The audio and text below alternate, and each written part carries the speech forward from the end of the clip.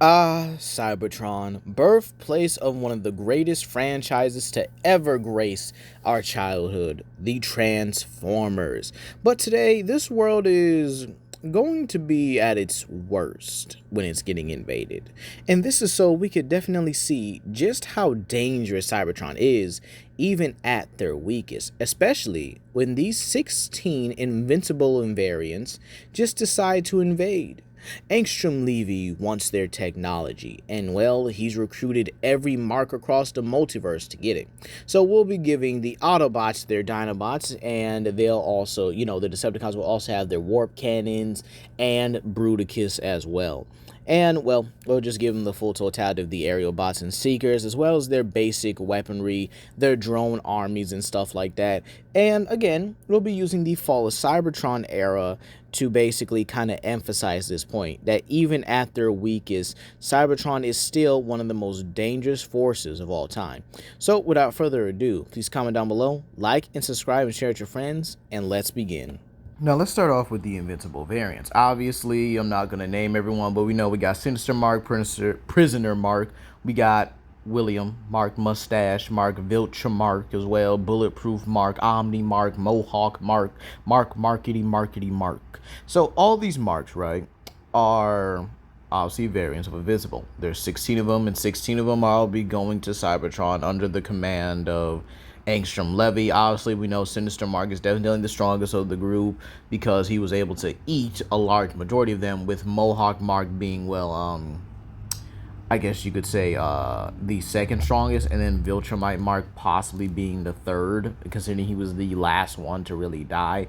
Now, these Invincible variants do have some very interesting scaling. Easily, they have like city level scaling, as they all were able to like topple some of the greatest cities and some of the greatest countries in the world as well. And it took them like couple of days to do it, so city level at best. However, when you actually see them fight against other heroes like Invincible himself, and you might also want to scale them to other versions of like Duncan, Spawn, Pitts, and all that and stuff. But keep in mind, these are like different variants of these characters that exist in Invincible's universe. They're not like the main ones from their own, main and personal continuity. They're from Invincible's universe, or multiverse, if you will, considering, the variants obviously have their own multiverses as well. So it is what it is. But with that being said, you could easily scale them to Mark, and probably a much younger Mark as well, not end of the series Mark, or maybe even like I guess you could say like the final Viltrumite War Mark as well. So when he fought Thrag and stuff like that, yeah, they wouldn't scale to that Mark at all. Mark would dog walk him at that point. But these Invincible variants would definitely scale to, I guess you could say, the planet destroying feat that Mark did. Now keep in mind, this feat does have a lot of context to it. The fact that Space Racer had to shoot the planet with its gun, and then Omni-Man, Thaddeus, and Invincible had to be able to move at a very, I guess you could say, certain speed to actually ram through this planet together. And keep in mind, Invincible was like the weakest of that group, and Omni-Man had to like slightly pull him up forward just so that he can keep up with him. And I think he held on to him kinda like just grabs him with his fingers and is like, hey, I'm just gonna make sure nobody sees this, that I'm pulling you closer and stuff. So they pretty much ram through the planet, and well, managed to blow it up. Now, considering the sheer fact that this actually took a, well, combined assault, and the fact that the planet was already blowing up, this does drop them down a tier, but you can easily get this to multi-continental, considering the planet itself should have been obviously more durable and possibly even bigger than Earth itself. So definitely they have that. And then the fact that, well, Mohawk Mark and Sinister Mark do apparently get stronger as they were able to eventually fight a Mark post that series. So you can easily get them to multi-continental, maybe even small planetary at best. But without further ado, with the Viltrumites, or at least the Marks, covered here, let's actually talk about the planet of Cybertron. So if I haven't made it clear, I am going to be using the Fall of Cybertron era for the Align continuity, and we're not going to give them Metroplex. No, we're not going to do that. In all honesty, it might be overkill what I'm about to explain, but let's actually talk about it. So let's talk about their weapons first things first, right? So these weapons all hit on a molecular level, probably a subatomic level as well, considering they are able to change the properties of even a Cybertronian to the likes of Energon, literally turning them all the way from down to their very spark into energy and absorbing them to replenish their health. Keep in mind, each weapon has its own functions, and all these weapons are able to fire at faster than light, as they're all scaled to the photon blaster or the photon rifle, which is able to, well, fire photons in rapid succession, putting it at the very least light speed or FTL, depending on which one you want to do it, considering the sheer fact that Cybertronians are able to block it. And keep in mind, even melee weapons reach this level. So swords, knives, and obviously shields and stuff, yes, they do reach this kind of level. And even the drones, the very drones, carry these kind of weapons. Now again, if you guys want to understand a kind of a more, I guess if you want to ask the question, that's what I'm trying to say here. If you think Transformers Universe has these weapons, yes, they do. They're also part of the Alliance continuity, and all those weapons are pretty much upgraded and likely stronger than what they were before. But keep in mind, like I said earlier, they have drones. All right? These drones, these heavy soldiers, these shotgunners, we already know how difficult those guys are on hard mode. These heavy troopers, shotgunners, titans, all right? Titans, destroyers, marauders, enforcers all have these kinds of weapons, and sometimes even stronger than the characters you play as, meaning that these drones are packing some heat. All right, they're packing entire arsenals of weaponry, weapons that literally shred through armor like a hot knife through butter. And again, these guys are just absolutely ridiculous. And the funny part is, the main Cybertronians, Optimus, Megatron, Shockwave, Starscream, Jazz, Ultra Magnus, Wheeljack, etc., all have these kind of weapons and stronger versions of it as well. And keep in mind, if they can turn, metallic materials, including the energy inside their systems, break them down and turn them into literal energy itself, I hate to see what they can do to organic material. Now, let's also talk about the heavy weapons. Now, we're going to give both the Autobots and Decepticons their heaviest troopers. That being the Combaticons for the Decepticons. So they'll always, they'll be out in the field, already there, already causing any massive destruction that they normally cause, right? But for the Autobots, we'll also give them the Dinobots. Yeah, we'll also give them the Dinobots there as well. Now, these guys are in the category of, like, I would probably say, like, super soldier, or probably beyond super soldier levels, like, if you get what I mean.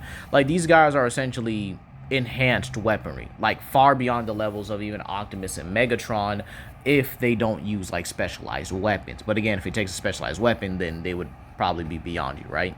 And the funny part about this is these guys are probably the most well-coordinated teams in their respective factions. The Combaticons moving like a well-oiled machine. The Dinobots also moving like a well-oiled machine.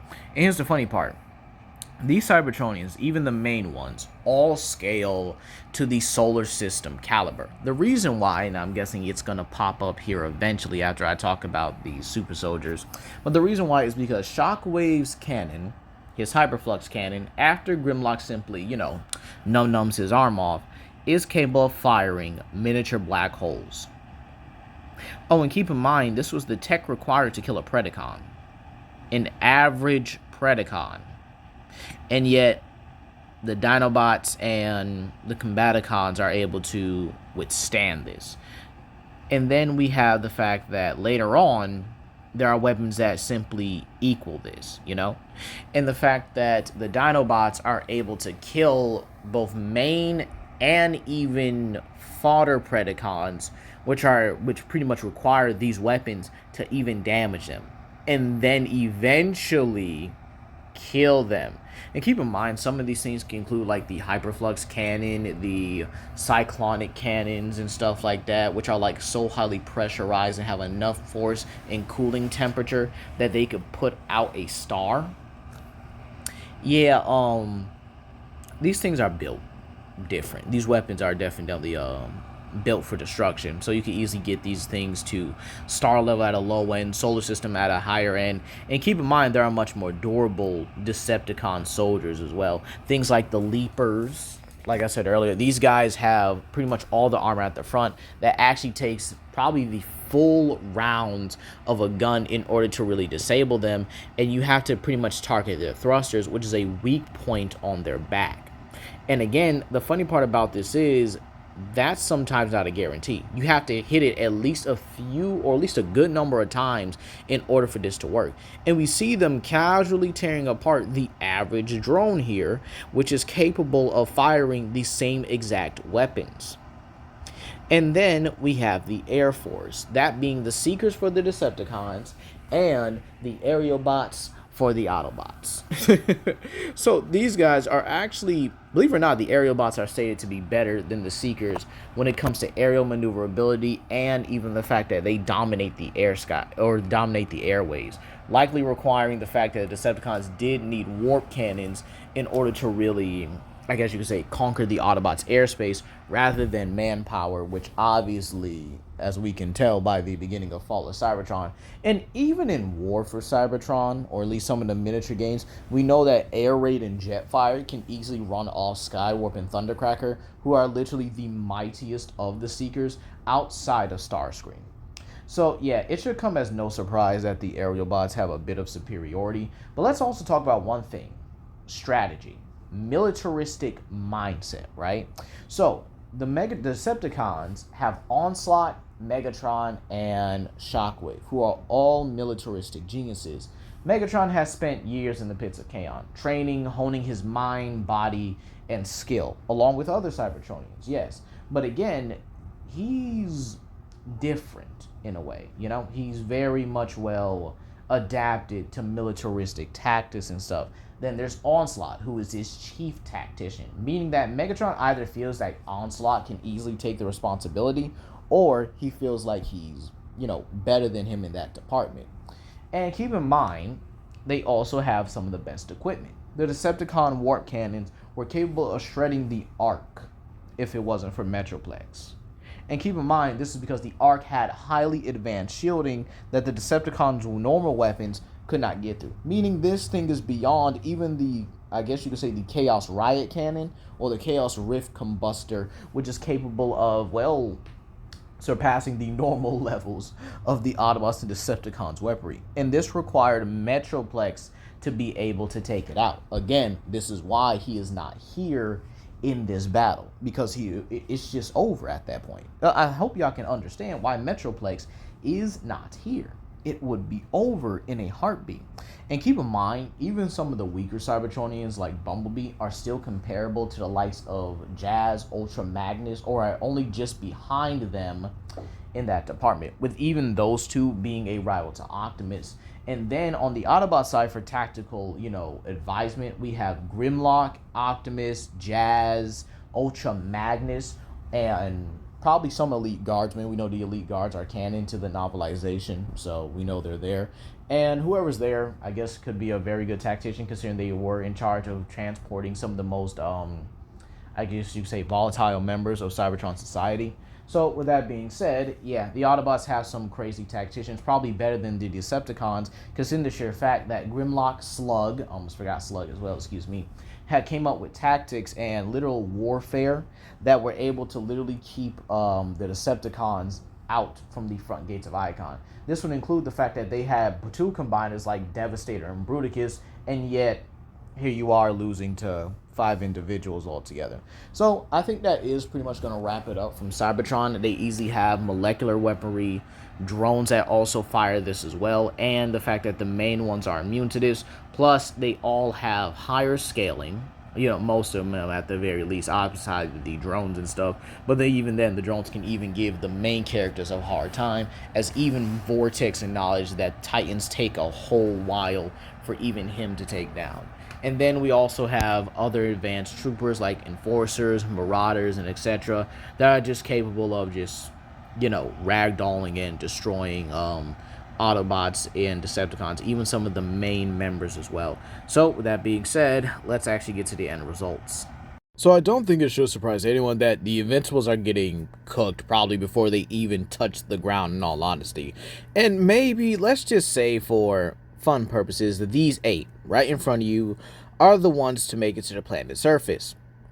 They won't last at least, you know what, I'll give them some leeway. We'll say they can last at least 10 minutes when it comes down to it. And you see, the reason why is because even the main Cybertronians are just straight up one-shotting them.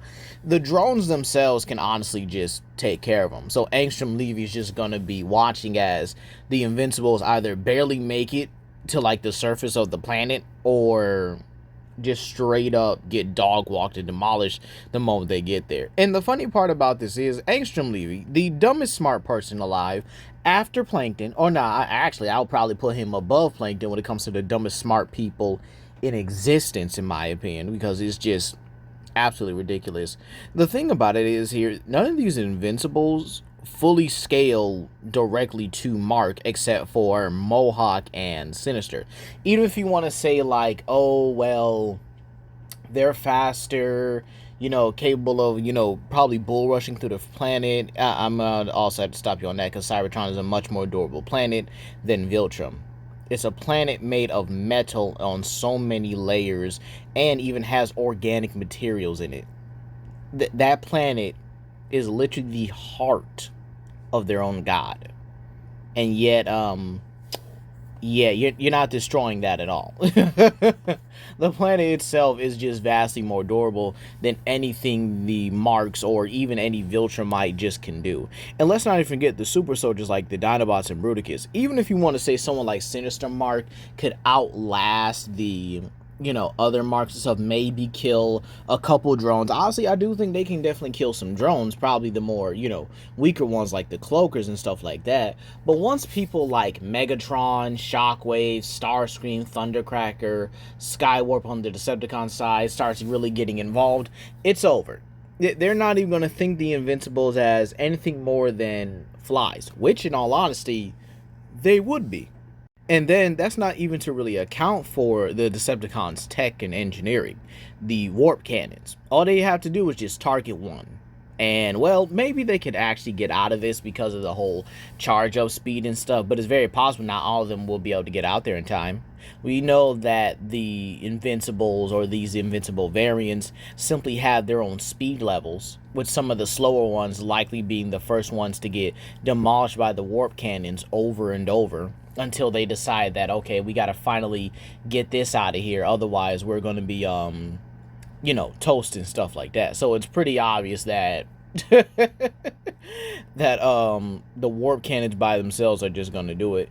And then if someone decides to really pick a fight with any of the like higher tiers in the verse, like the Dinobots or the Combaticons, even, you know what, let's add the Constructicons to it as well. They're just getting, but it's, what's the word? I'm trying to find the word for it. Slaughter is not something I want to use, but it's like, it's overkill, like to a whole degree. They get eviscerated. That's what I'm looking for. They get eviscerated. The sheer weaponry from just a simple drone is already just annihilating their atoms. Now, I know Viltrumites can also manipulate their atoms to become more durable, but it's not to the same degree.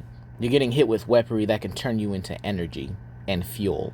Weapons that can literally pulverize and shred armor that is more durable, or that at least can tank some of these weapons. And let's not forget the Nucleon, you know, shock rifle. That, imagine one of the Marks just getting sniped out of the air with this.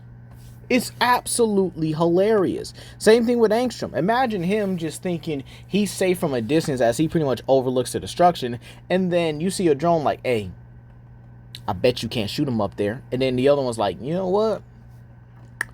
How much you wagering? You know, how much you wager? I bet you 10 energon cubes I could hit him.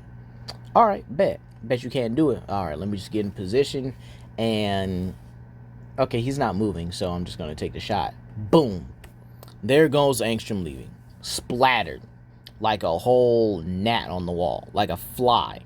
And the funny part is, even if you want to say, right, let's say the Marks manage to get past the basic drones. There's Leapers, Titans, and then the heavy soldiers. I mean, it's over right then and there.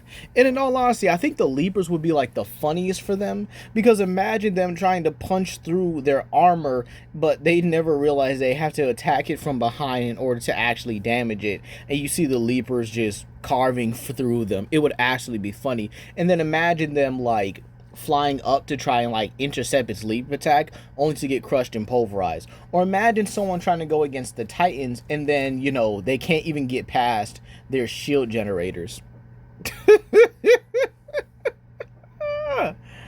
Oh, I'm telling y'all, it's just a bloodbath at this point. But I think I kind of said enough already. Yeah, Cybertron dominates these guys with negative difficulty. But that's gonna be all today, guys. Please comment down below, like and subscribe, and share it with your friends. This is Legendary Grimlock, and I'll see you guys for another video. Peace.